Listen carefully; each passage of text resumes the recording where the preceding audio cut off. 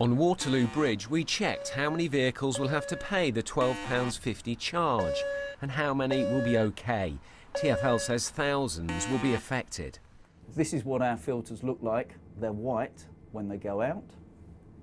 And then, when they come back again, having sampled the same air as you would breathe in a day, they look like this. You can't usually see most pollution, but here at King's College, they can show you what you breathe in a day. If people killed over in the streets with green spots when they died from air pollution, then it would be quite obvious. But people, when their lives are shortened by air pollution, die of the things that people die of anyway. So these are heart attacks, strokes and asthma.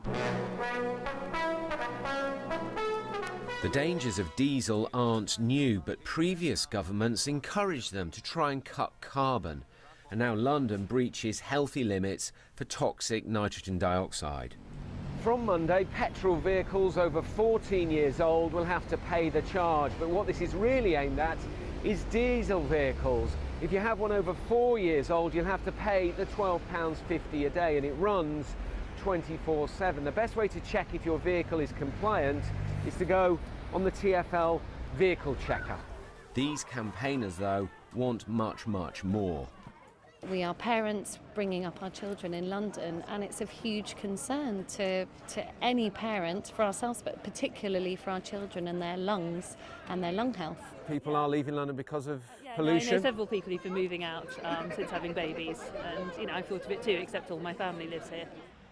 But for companies like this one embarking, it has meant additional costs. It seems really unfair, and it's not just us, it's across the industry. It's everybody that owns a van or a truck that earns a living with it. We've had a couple of small businesses local to us where their margins are so tight, they operate in central London. They've now had to decide to cease trading because they can't get a retrofit kit and they can't afford to replace their vehicles. From Monday, the uLEZ will cover the congestion charging zone, but from 2021, it'll expand, covering roads inside the north and south circulars. The Mayor says it's necessary. We're hoping it will lead to fewer people driving polluting cars, walking, cycling, using public transport or driving compliant vehicles.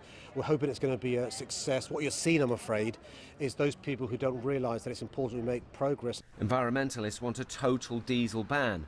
Critics say the benefits aren't worth the expense. City Hall concedes it can't please everyone.